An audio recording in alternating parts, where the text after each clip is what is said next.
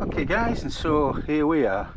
Earliest castle here existed by 1151.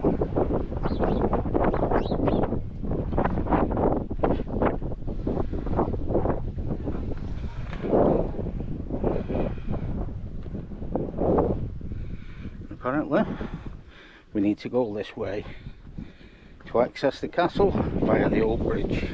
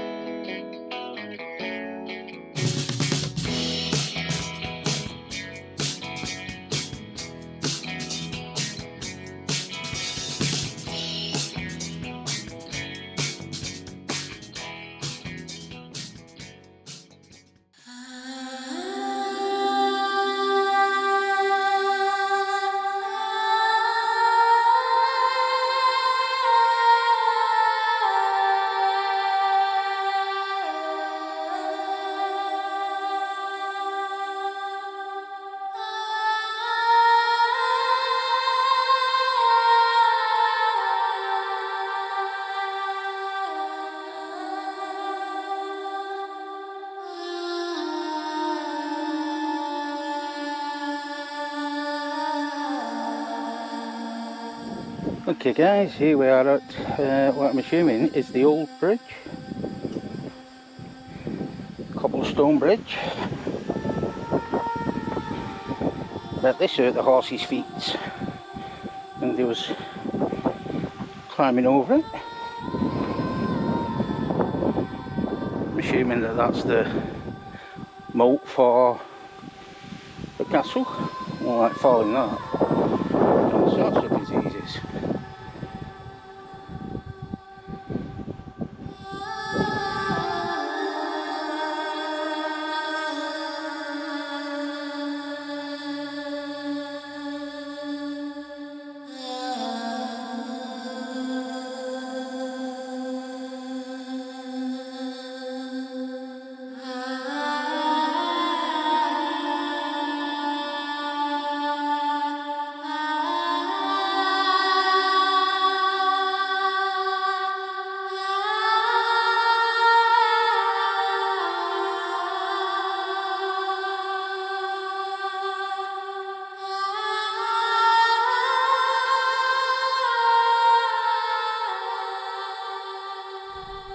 And here we are in one of the cellars. There's two cellars, there's this one and the one next door.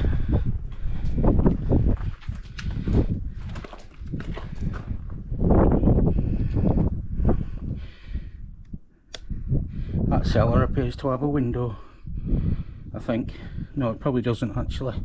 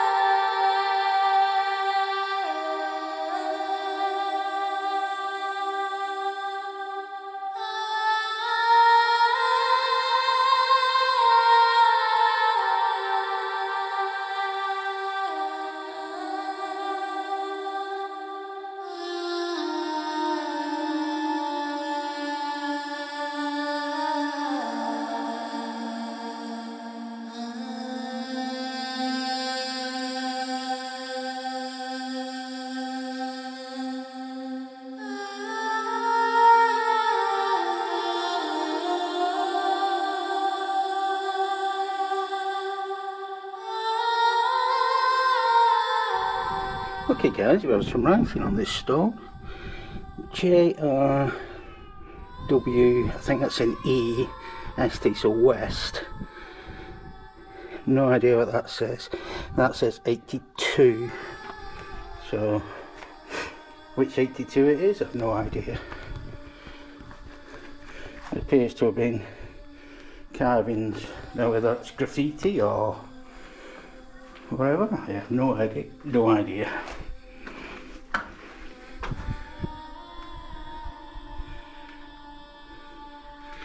And what I'm on here is stairs to the Lord's of the Laird's Hall. It's obviously second floor. The stairs are no longer here. Have a look, that bit's fell over. It's on a bit of a slant. Obviously why it's semi-fenced off. And looks like another latrine there. Originally placed on the upper floor adjacent to the Lord's Hall, but has come to rest in an awkward position after major subsidence problems. So basically the upstairs bog is now downstairs. Look at the thickness of these walls. Got to be at least 6 feet. Massive.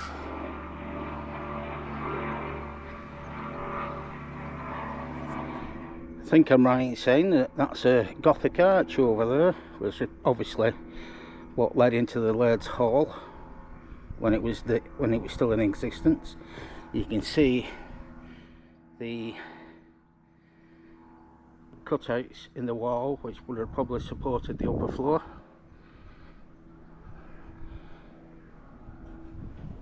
Okay guys, we're in the lower hall. It's a storage space beneath the Lord's Hall on the upper floor, and it's probably or possibly used to accommodate members of the Lord's household. And they say in the reddened stone suggests that the Great Tower was destroyed by fire. And you see up there, right up there, it's saying the Lord's Tower, which was the principal reception room in the castle. Well, need to come back a bit.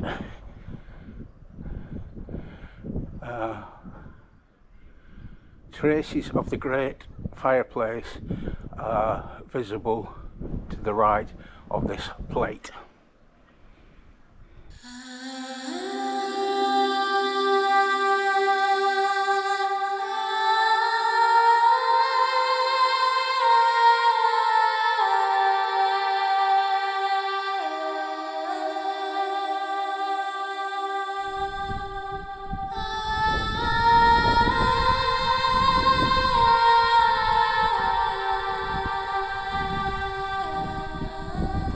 I've got the place all to myself. Everybody's just left. So I'm king of the castle. And nobody can dispute it. I'll get down there obviously. And it goes out on YouTube and somebody will dispute it. But never mind, until then, I'm going to survey my realm. Got to admit though, it needs a little bit of maintenance work. And here we have the side entrance, the peasant's entrance.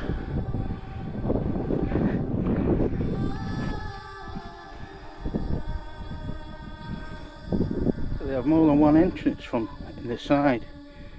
This is a little bit more intact. You can see the size of the entrance. I think you get a horse through there.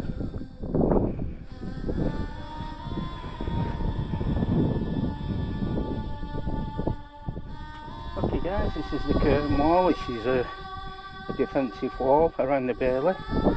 And what they're saying is the numerous holes in the wall face here indicate that timber-linked buildings were probably in existence.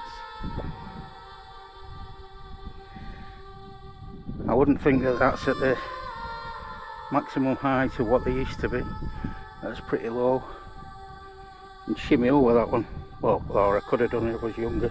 Guys, this chamber next to the kitchens, it was kind of used as a drawing room off the hall, where the host and his more intimate guests could retire later, converting into a two-story structure with a vaulted basement, which the other two over there, which we saw,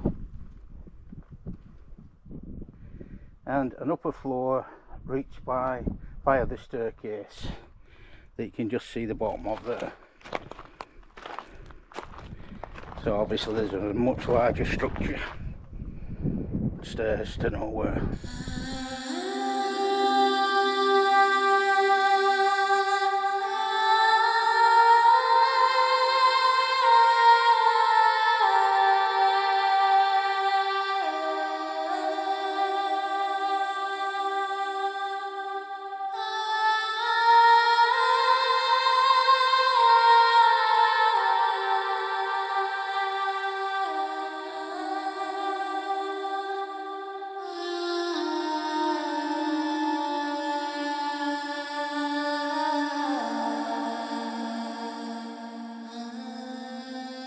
Okay, while I'm here I might as well avail myself of the cafe services and the restroom.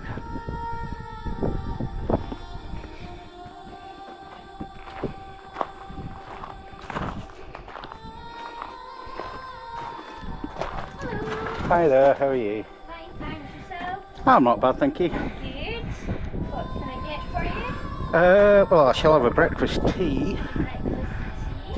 And can I have a fancy piece as well, please? You certainly can. Which fancy piece would you like? Okay, so I dropped off at the cafe. Got myself a cup of tea and a fancy piece. It's £6.20 if you wish to know how much it was. You get a nice view of the castle whilst drinking and eating it.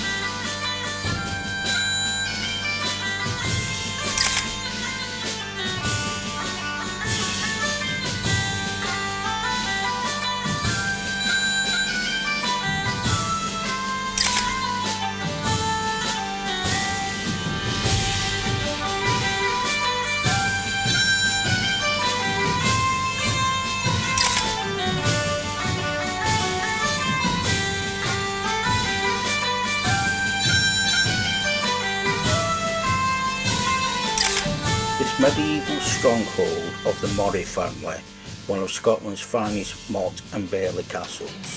Mottes were common in Scotland in the 1100s and 1200s, before they were replaced by stone castles.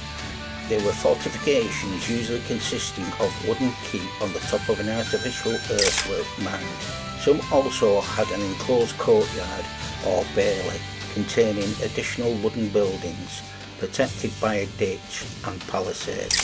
Duffus Castle was a fortress residence for more than 500 years, from the 1100s to the 1700s.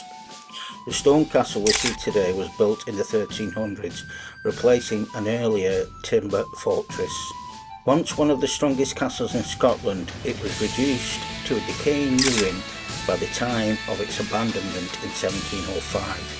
But the castle remains an impressive sight. The castle is situated on the Lake of Moray, a fertile plain that was once the swampy foreshore of Spiny Loch. This was originally a more defensive position than it appears today, long after the loch was drained. The moat is a huge man-made mound with steep sides and a wide ditch separating it from the bailey.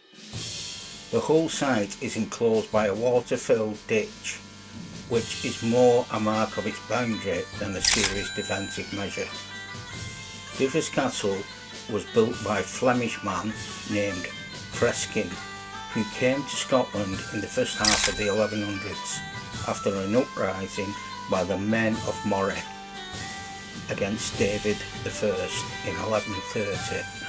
The king sent Freskin north as a representative of royal authority. He was given the estate at Duffus, and here he built an earthwork and timber castle. Freskin's son William adopted the title of de Morayve of Moray by 1200. The family had become the most influential noble family in northern Scotland, giving rise to the Earls of Sutherland and Clanmurray. In about 1270, the castle passed to Sir Reginald Cheyenne the Elder, Lord of Invergary. He probably built the square stone keep on top of the moat and the curtain wall encircling the bailey in 1305. The invading King Edward I of England gave him a grant of 200 oaks from the royal forest, which were probably used for the castle's floors and roofs. By 1350, the castle was passed to a younger son of the Earl of Sutherland through marriage. It may have been that the keep was abandoned, possibly because it was beginning to slip down the mound. and a new residence established at the north of the bailey. Viscountess Dundee, leader of the first Jacobite rising, died in the castle as a guest of James Lord Duffus in 1689, prior to his victory against King William II's government's forces at Killiecrankie.